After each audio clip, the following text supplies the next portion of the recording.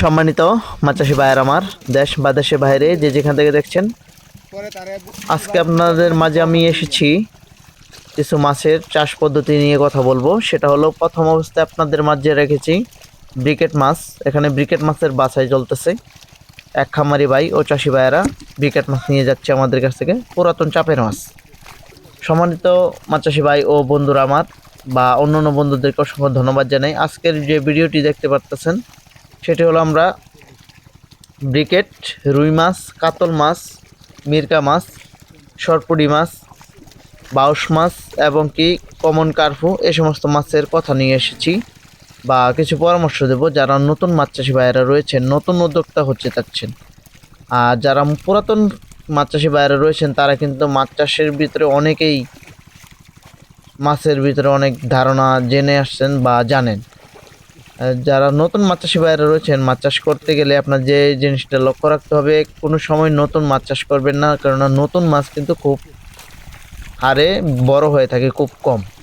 কারণ নতুন একটি মাছ যদি পোনা চাষ করেন, সেক্ষেত্রে দেখা যায় ছোট মাছ থাকবে 2.5 ইঞ্চি থেকে 3 ইঞ্চি সাইজ। আর যদি আপনারা পুরাতন মাছ চাষ করতে চান, সেক্ষেত্রে আপনারা 5 ইঞ্চি থেকে 6 ইঞ্চি সাইজের পরিমাণ পোনা চাষ করতে পারবেন। আর পুরাতন একটি মাছ আপনার 6 মাসে যতটুকু ওজন আসবে, কিন্তু নতুন মাছ আসবে না। সেটা হলো কীরকম, আমি আপনারা বলি। যদি পুরাতন একটি রুই মাছ চাষ করেন 50 গ্রাম ওজনের 5 থেকে 6 মাস, তাহলে আপনার 800 থেকে 700 গ্রাম ওজন আসবে। আর যদি নতুন একটি মাছ চাষ করেন, সেক্ষেত্রে আপনার পুকুরে চাষ করলে আপনার 300 থেকে 400 গ্রাম ওজন আসবে। এই হচ্ছে পুরাতন এবং নতুনের মধ্যে পার্থক্য। আর অনেক মাছ চাষি ভাইয়েরও রয়েছেন যারা মাছ চাষ নতুন অবস্থায় করতে চাচ্ছেন, তাদেরকে আমি অসংখ্য ধন্যবাদ জানাই। মাছ চাষ করবেন, খুবই বুঝে শুনে মাছ চাষ করবেন। অল্প খরচে মাছ চাষ করার চিন্তা ভাবনা খুবই কম করবেন, কারণ আপনি যদি পুরাতন মাছ চাষ করেন তাহলে একটু ইনভেস্টটা বেশি লাগবে। যার কারণে আপনারা অনেকেই ভয় পায় যান যে মাছের দাম বেশি হয়ে যায়, বা অনেকেই বলে যে অত টাকা নেই আমাদের কাছে। কিন্তু তারপরে পুরাতন মাছ যদি আপনারা চাষ করেন, তাহলে পরিমাণে কম ছাড়বেন, তারপর আপনারা কিন্তু পুকুরে ভালো বড় হবে এবং কি অল্প সময়ে চাষ করে লাভজনক ব্যবসা করতে পারবে। আর যারা নতুন মাছ চাষে বাইরে রয়েছেন, নতুন পোনা চাষ করবেন না কখনোই, আমি সাজেস্ট করি না নতুন পোনা চাষের জন্য। নতুন পোনা আপনারা রাখতে পারেন পুকুরে চাপের জন্য, নতুন পোনা চাষ করতে পারেন।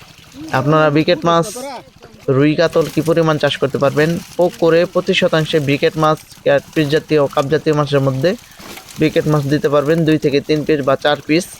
কাতল মাছ দিতে পারবেন প্রতি শতাংশে 1 থেকে 2 পিস। মিরকা মাছ দিতে পারবেন 2 থেকে 3 পিস বা 5 পিস। এবং কি রুই মাছ দিতে পারবেন 10 থেকে 12 পিস পর্যন্ত দেওয়া যায়।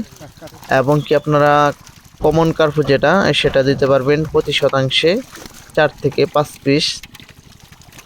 আর আপনার ক্রস কালিবাউস, সেটা দিতে পারবেন 8 থেকে 10 পিস। এরকমভাবে আপনারা প্রতি শতাংশে গড়ে একটি হিসাব করে দেখা যায় 40 থেকে 50 পিস মাছ দিবেন প্রতি শতাংশে।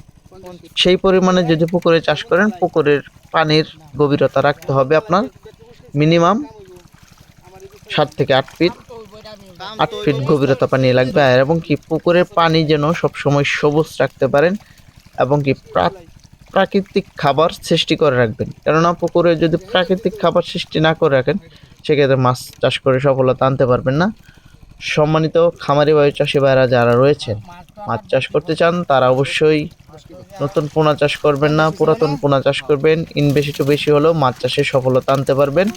সম্মানিত খামারি ভাই ও চাষি ভাইরা, যদি আজকের এই ভিডিওটি আপনাদের মাঝে ভালো লেগে থাকে, অবশ্যই আমাদের ভিডিওটি একটি লাইক করবেন, কমেন্টে আপনাদের মূল্যবান মতামত জানাবেন। যারা নতুন ভিডিওটি দেখতেছেন তারা অবশ্যই আমাদের চ্যানেলটি সাবস্ক্রাইব করবেন, আর ভিডিওটি পাশাপাশি শেয়ার করে সকল খামারি ভাইদেরকে দেখার মতো সুযোগ করবেন। সকলে ভালো থাকবেন, সুস্থ থাকবেন। ধন্যবাদ।